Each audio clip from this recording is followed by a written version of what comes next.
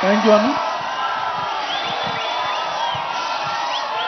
జూబ్లీహిల్స్ ప్రాంత ప్రజలకు ధైర్యం కల్పించడానికి వచ్చినటువంటి మనందరి ప్రియతమ నేత మన ముఖ్యమంత్రి రేవంత్ అన్న గారికి స్వాగతం పలుకుతూ, ఈ పేద ప్రజలకు అండగా ఉంటానని, మీ కష్టాల్లో మీకు అండగా ఉంటానని, మీ సమస్యలు పరిష్కరిస్తానని ఒక పెద్ద నమ్మకంతో నాకు ఈ అవకాశం ఇచ్చినటువంటి కాంగ్రెస్ అధిష్టానానికి, పిసిసి అధ్యక్షులు మహేష్ అన్న గారికి, ముఖ్యమంత్రి రేవంత్ అన్న గారికి, ఎంటైర్ క్యాబినెట్ అందరూ కూడా పాదాభి నమస్కారాలు, ధన్యవాదాలు తెలియజేస్తూ, మరి మీ నమ్మకాన్ని నిలబెట్టి ఈ ప్రాంత ప్రజల్ని కాపాడుతూ వాళ్ళ అన్ని పనులు కూడా పరిష్కరిస్తూ ఒక మంచి పేరు సంపాదించుకుంటారని పెద్దలకు తెలియజేస్తూ, మరి గతంలో 3 సార్లు మీరందరూ కూడా బీఆర్ఎస్ పార్టీకి అవకాశం ఇచ్చారు.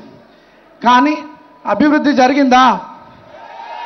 ఏడనన్నా మనకు మర్యాద దక్కిందా? ఎప్పుడన్నా ఈ గల్లీలలో ఎమ్మెల్యే తిరిగిండా? నేను ఎన్నిసార్లు తిరిగినా? నన్ను చూసినాన్ని సార్లు ఏ లీడర్ని చూడకుండా వచ్చేయడ. మీ గల్లీలలో పుట్టి మీ గల్లీలలో తిరిగినోడిని, మీ బస్తీ వాసుని, మీ కళ్ళ ముందు పెరిగినోడిని ఈరోజు మనలో మీలో ఒకడినైనటువంటి నాకు ఈ అవకాశం రావడం పెద్ద అదృష్టంగా భావిస్తూ, ఆ దేవుడు రేవంత్ అన్న రూపంలో వచ్చి మనకి అవకాశం కల్పిస్తుంది. ఈరోజు కాంగ్రెస్ పార్టీ మన బస్తీ వాసునైనటువంటి వారికి అవకాశం ఇస్తూ బాధ్యత తీసుకుంటుంది. మరి మన బాధ్యత ఏంది? మన బాధ్యత ఏంది? అన్న గౌరవం నిలబెట్టాలి. అత్యధిక మెజారిటీతోని కాంగ్రెస్ పార్టీకి ఇక్కడ ఓట్లేసి గెలిపిస్తే మనం అన్న గౌరవం నిలబెట్టి ఉన్న వాళ్ళం అవుతాం. కాంగ్రెస్ పార్టీ గౌరవం నిలబెట్టిన వాళ్ళు అవుతాం.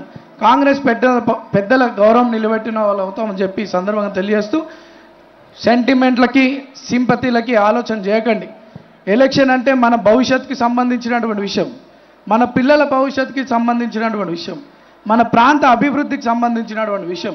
10 ఏళ్ళు ఎటువంటి అభివృద్ధి జరగలే. మరి 3 నెలలుగా ఇక్కడ మంత్రులు పొన్నమన్న, తుమ్మల నాగేశ్వరరావు గారు, వివేక్ అన్న, పెద్దలు ముఖ్యమంత్రి గారి ఆదేశాలతో మన గల్లీకి తిరిగి ఈ ప్రాంత సమస్యలు తెలుసుకొని కోట్లాది రూపాయలతో డెవలప్మెంట్ కార్యక్రమాలు చేసినారు. అదే రకంగా సంక్షేమ పథకాలు కూడా చాలామందికి అందినాయి. వైట్ రేషన్ కార్డ్స్, సన్న బియ్యం, నేను ఏ గల్లీకి పోయి అడిగినా కానీ తెల్ల రేషన్ కార్డు వచ్చిందని చాలా సంతోషంగా ఉన్నారు. సన్న బియ్యం తింటున్నామని చాలా సంతోషంగా ఉన్నారు. ఈరోజు కాంగ్రెస్ పార్టీ పట్ల, రేవంత్ అన్న నాయకత్వం పట్ల మన ప్రాంత ప్రజలకు బలమైన భరోసా వచ్చింది. మన ప్రాంతం అభివృద్ధి చెందాలంటే కాంగ్రెస్ పార్టీకే ఓటేస్తామని చెప్పి నేను పాదయాత్రలు తిరుగుతుంటే ప్రతి ఒక్కరు అదే మాట చెప్తున్నారు. ఇప్పుడు బాధ్యత మీరందరూ కూడా బలంగా పనిచేసి కాంగ్రెస్ పార్టీని గెలిపించుకునే విధంగా మనం ముందుకు పోవాలి. మరి నేను ఏ రోజన్నా ఎవరినైనా ఒక చెంపదెబ్బ కొట్టినా, ఎవరినైనా బెదిరించినా, ఎవరైనా ఇల్లులు కడితే కూలగొట్టే ప్రయత్నం చేసినా, 1 రూపాయి వసూలు చేసినా, అందరు పేదోళ్ళకి అండగా నిలబడ్డాం. మాతో చేతనైనంత సహాయం చేసినాం. నేను ఏ రోజు తప్పుడు పనులు చేయలే. ఇవాళ మీ కొడుకును పట్టుకొని రౌడీ అంటుండు. రౌడీనా? నేనేమో గుండానా? ఏమో తప్పు చేసిందా? మరి ఏం జవాబిస్తారు అటువంటి వాళ్ళకి?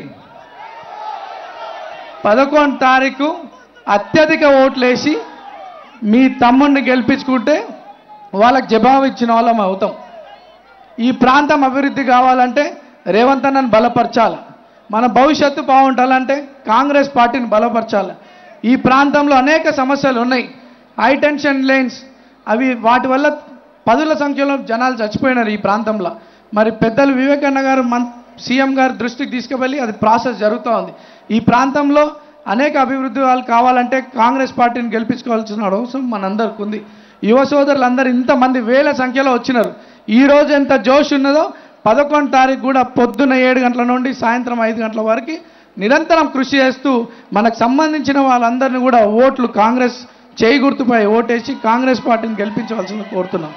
2 సార్లు మీ ముందున్న అవకాశం వచ్చినా రాకపోయినా మీ సమస్యలపైన పోరాడుతూ ఉన్నా ఈరోజు పెద్దల ఆశీర్వాదంతో ఈ అవకాశం వచ్చింది.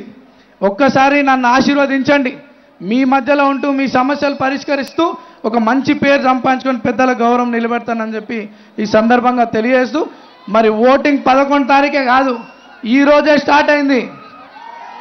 ఓట్ ఫ్రమ్ హోమ్ ఈరోజే స్టార్ట్ అయింది.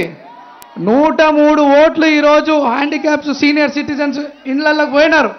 దాదాపు 70-80% ప్రజలు మనకు ఓటేయడం జరిగింది. ఈరోజు ఓటేసి మనకు చెప్తా ఉన్నారు, మా కొడుకుకు మా పిల్లగాడు మా కాంగ్రెస్ పార్టీ మేము ఆల్రెడీ ఓటేసినామని మా ఇంటికి వచ్చి కూడా చెప్పడం జరుగుతూ ఉంది.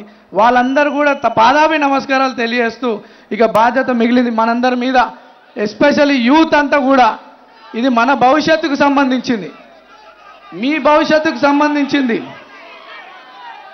మనమందరం కూడా బోల్తాం 2 మినిట్ కాంగ్రెస్ పార్టీని గెలిపించుకోవాల్సిందిగా కోరుకుంటూ, మరి యాకే జో हमारे बड़े बुजुर्ग नौजवान भाइया सबका जो स्वागत करें, हमारे मुख्यमंत्री साहब का सबका शुक्रिया अदा करते हुए, जो बात कांग्रेस ने एज ए कैंडिडेट मेरे को ऐलान करने के बाद ओवैसी साहब ने मेरे को सपोर्ट करने का ऐलान करे, ओवैसी साहब का शुक्रिया अदा करता हूँ. मैं कोई बाहर का नेता नहीं होता हूँ, पुराना 15 साल का रिश्ता है आपका मेरे बीच में. यहाँ के माइनॉरिटीज के बीच में मेरा एक रिश्ता है, पिछले 40 साल से फैमिली का और 15 साल से मेरा एक रिश्ता है यहाँ का. आपके और हमारा रिश्ता तोड़ने बीआरएस और बीजेपी कोशिश कर रही है, गलत फेक न्यूज़ स्प्रेड कर रही है.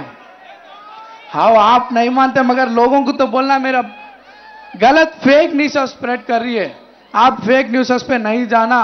आपको रिक्वेस्ट करता हूँ, जो जिस तरह अपन मिलके थे उसी तरह अपन आज भी रहेंगे, आगे भी रहेंगे.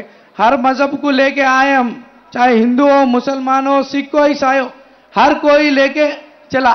आज ऊपर वाले की दया से, रेवंत अन्ना की दया से आपके सामने उम्मीदवार बन के आया.